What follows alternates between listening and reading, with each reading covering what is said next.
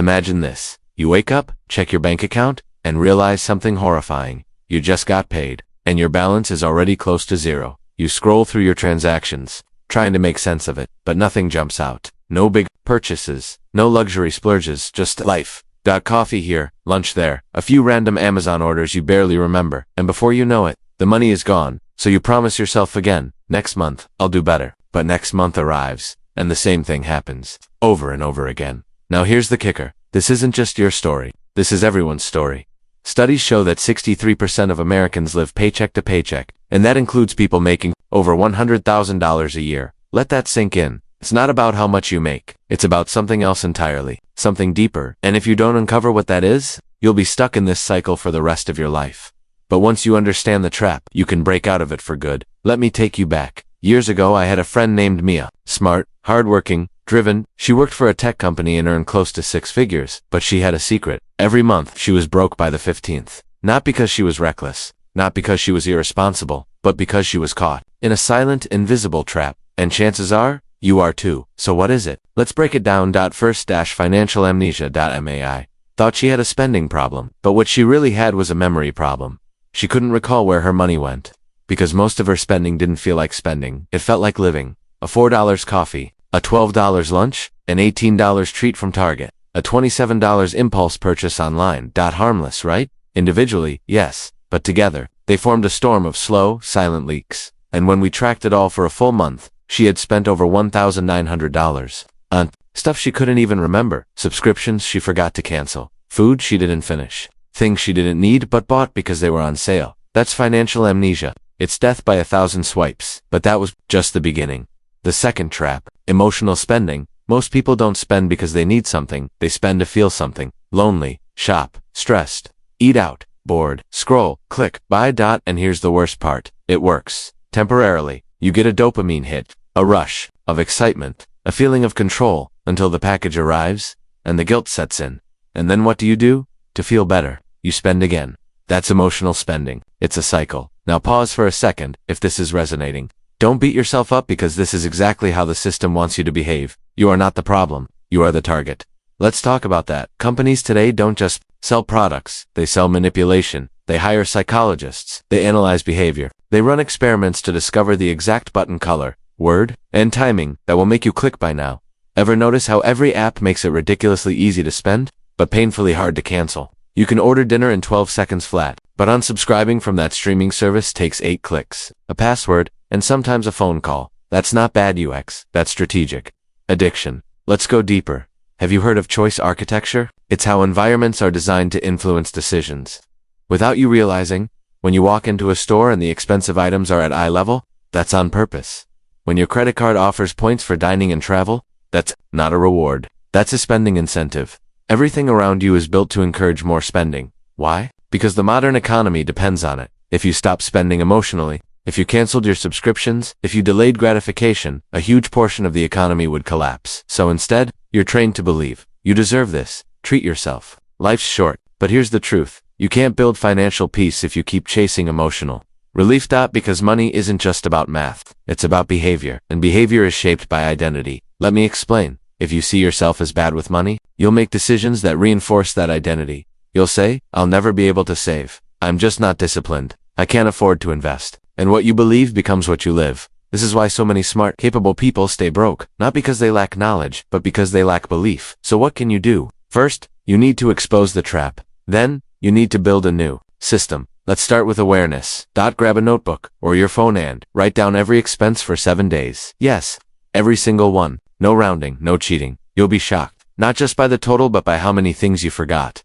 This is how Mia discovered she spent $240 on Uber in 1 month. She didn't even realize it. That's step 1. See the leaks. Next, your emotional triggers. When do you spend the most? Is it when you're bored, tired, upset, lonely? Awareness breaks the spell. Once you know the why, you can change the what. Now let's talk strategy. Here's a powerful tool, the 24-hour rule. Before buying anything not essential, wait 24 hours. Want those shoes? Cool. Bookmark them. Come back tomorrow. You'll be amazed at how often the urge disappears. Another tool, the anti-budget. Instead of tracking every cent, just do one thing. Automatically set aside money for saving or investing first. Whatever's left, Spend freely. This flips the script. You're not saving what's left, you're spending what's left. And it changes everything. Now, here's where we open a loop, because this is just part one. In the next part, we're going to uncover why budgeting fails for most people, and what actually works. The biggest financial lie you've been told since childhood, how to reprogram your brain to want saving more than spending, and the sneaky ways banks profit from your mistakes. It's going to get real. It's going to get uncomfortable, and it might just be the wake-up call you've been needing. But for now, I'll leave you with this. You are not behind. You are not broken. You are just unaware, and awareness. That's where financial transformation begins. So here's your mission. Track every expense this week. Don't judge. Just notice, and get ready. So now that you've tracked your spending, you probably feel a bit shocked, not just by how much you spent, but by how normal it felt in the moment. And that's no accident, because since childhood, we've been told a very specific story about money, a story that was never designed to help us win, but to keep us compliant. If you've ever felt ashamed of your financial situation, if you've ever thought, I make good money, but I have nothing to show for it, then part 2 is where everything changes. Let's begin with a brutal truth. Most of what you've learned about money is a lie, and we're going to start with the biggest one of all. Just make a budget. Sounds simple, right? So why does it fail for 80% of people? Because budgeting assumes the problem is math. It's not. It's behavior. It's emotion. It's psychology. Budgets feel like diets. They're restrictive, rigid, and built on guilt. You overspend once, and suddenly the whole plan is ruined. So you quit. You tell yourself you're bad with money, and the cycle starts again. That's not discipline failure. That's a system failure. So what actually works?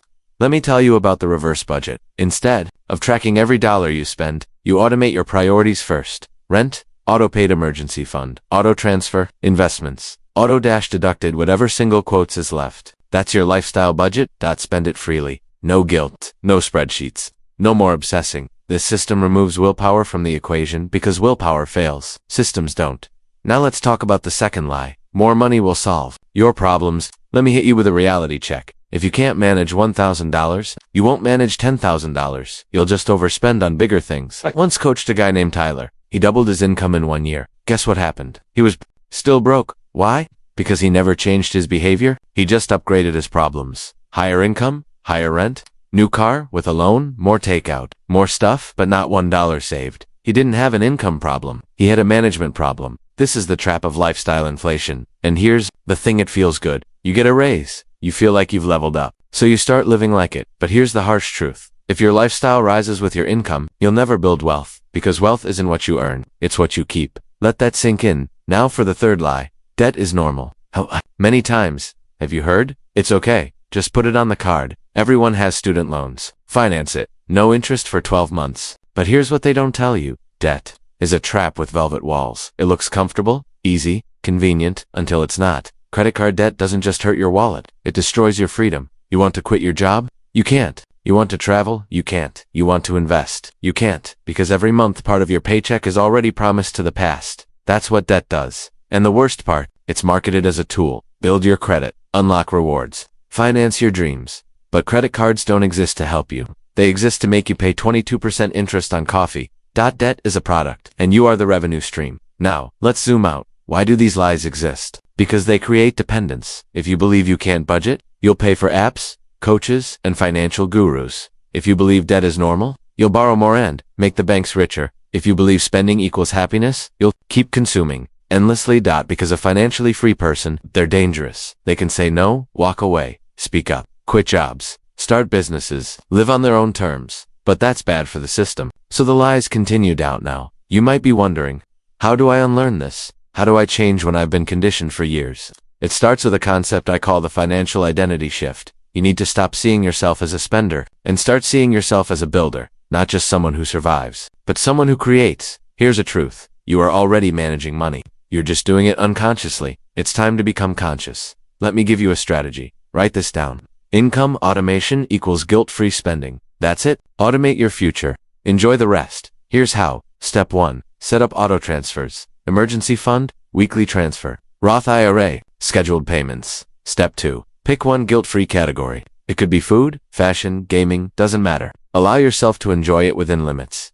Step 3. Delete temptation. Unsubscribe from marketing emails. Turn off app notifications. Unfollow accounts that trigger spending. Step 4. Create friction. Want to buy something? Add it to a wish list. Wait 3 days. If you still want it, get it. If not, congrats, you just saved. Step 5. Set a tiny savings challenge. Start with just $2 a day. It's small, but it rewires your brain, because now, saving feels like winning, and here's where the magic begins. As you build momentum, you start to see yourself differently, not as someone who struggles, but as someone who saves, someone who plans, someone in control. That identity shift, that's the root of every financial breakthrough. And that brings us to the last lie for today. Saving is sacrifice. No, it's not. Saving is power. Saving is security. Saving is freedom. Sacrifice is staying stuck in a job you hate because you have no buffer. Sacrifice is stressing over bills because you're one paycheck from disaster. Sacrifice is watching your dreams die because you can't afford them. Saving doesn't cost you your life. It gives it back to you. But no one will give you permission to start. You have to take it now. Here's the exciting part. In part 3, we go from mindset to mechanics. We'll break down how to build a savings system even on a tight budget. The 2 accounts you must open this week. The saving trick that feels like cheating but works. And how to turn your first $100 into your first investment. You don't want to miss this, because here's the truth. Most people stay stuck because they wait for the perfect moment. They wait until the debt is gone, until the raise comes, until the timing feels right. But the perfect moment, it never comes. The only moment you control is now. So if you've made it this far, you're already different. You're already aware. You're already awake. You're already shifting, and that means you're dangerous to the system that profits from your silence. You've faced the truth. You've questioned the lies. You've taken the first steps toward taking control. But awareness alone isn't enough now. It's time to act. This is the part where we go from insight to implementation, where you stop thinking about saving money and actually start doing it. Because the truth is, building savings isn't about luck. It's not about discipline. It's about building a system that removes thinking from the equation. So if you've ever said, I just don't know where to start. I'm terrible at managing money. I've tried before and failed. This is your blueprint. Let's begin with a question. What if saving money could feel effortless, not stressful, not overwhelming, just automatic like brushing your teeth? It can. But first you have to understand the 3 forces working against you right now. Frictionless spending, emotional triggers, lack of structure. Let's dismantle each one. 1. Frictionless spending today. You can spend money without even noticing. 1 tap, 1 click, 1 fingerprint. That coffee, those shoes, that DoorDash ordered, it's all instant. No time to think, no time to pause. So your first mission, add friction back into the process. This one move can save you hundreds a month without changing what you earn. Here's how. Delete all shopping and delivery apps from your phone. Remove saved credit card info from browsers. Turn off one-click checkout. Leave your wallet in a drawer while working. Every extra step you add creates a microsecond of awareness. That moment is powerful. That moment is where decisions shift. Now let's address the second force. 2. Emotional triggers. You don't just spend because you need something. You spend because you feel something, and marketers know that. That's why ads don't show product specs, they show feelings. Happiness, belonging, success. They don't sell you the product. They sell you the person you think you'll become if you buy it. But you're wiser now, so here's what to do. Create a pause phrase. It's a sentence you say out loud before spending on anything. Essential. Something like, is this helping me escape the paycheck to paycheck cycle? Or is this bringing me closer to financial freedom, more further from it? It sounds simple. It is. But saying it activates the logical part of your brain, the one that actually cares about your future. Over time, that 1-second pause your decision making. Now for the big one. 3. Lack of structure. Most people try to save money by hoping something is left over. That's not a strategy. That's a fantasy. Here's what actually works. The 3 bucket system. You divide your income into just 3 buckets. Bucket 1. Essentials, 50 to 60%. This includes rent, food, bills, transportation, fixed costs, survival stuff. Bucket 2. Future you, 20 to 30%. This is savings, investing, and debt repayment. It's the freedom fund, the part that makes future stress disappear. Bucket 3. Guilt-free spending, 10 to 20%. Fun, enjoyment, life. This bucket keeps you from feeling deprived. It keeps the system sustainable, but I'm barely making ends meet. I can't save 20%. That's okay. You start with 1%, because saving isn't about amounts. It's about consistency. $1 a day is $365 a year. Not much wrong. It's proof that you're in control. It's evidence that you're changing. And once your brain sees that saving is possible, it wants to do it again. Now let's get tactical. Step by step. How to build a saving system. Step 1. Open to free bank accounts. 1 for everyday expenses, checking 1 for savings. Preferably at a different bank so it's harder to touch. If your savings is in the same place as your spending, it's too accessible. Out of sight. Out of mind equals more money saved. Step 2. Set up automatic transfers. Choose a day, ideally payday. Set an auto transfer to your savings account for any amount, $5, $10, $1.50. This removes emotion. It makes saving just another bill. Step 3. Rename your savings account. This might sound silly, but it works. Call it something emotional and specific. Freedom Fund, Quit My Job, Money, Emergency Peace Account, Buy My Time Back. Why? Because naming connects logic to emotion, and emotion drives behavior. Step 4. Start a no-spend challenge. Pick one category, maybe takeout, Amazon, clothes. Set a goal. No spending in this category for 7 days. Track how it feels. Log the moments you were tempted. Celebrate the wins. You'll be shocked how much you saved, how little you miss. Step 5. Use the 1% trick every month. Increase your savings rate by just 1%. If you saved $20 last month, aim for $21 this month. It's painless, but over a year it builds massive momentum. You don't need a perfect budget. You need a repeatable rhythm now. Let's address the elephant in the room. What if an emergency happens and I need that money? That's not failure. That's the point of having savings. It's not a sign you're doing it wrong. It's a sign you're doing it right, because before, that emergency would have wrecked you. Now, it just slows you down for a week or two. That's power. Let's go even further. What if saving isn't enough? What if you want to actually grow your money? You don't need a ton of cash. You don't need a degree in finance. You just need to start with your first $100. Here's how to invest your first $100. Open a Roth IRA, or use a micro-investing app like Acorns or M1 Finance. Choose an index fund, like S&P 500 or a total market ETF. Set a recurring investment of even $10 a week. That's it. You're now an investor. You've officially broken the cycle. And here's the most beautiful part. Every dollar you save or invest from now on is a vote for the life you actually want now. I want you to imagine something. It's 12 months from now. You have $1,500 saved. You no longer panic when bills come in. You know exactly where your money goes. And you're finally, at peace. That's not a fantasy.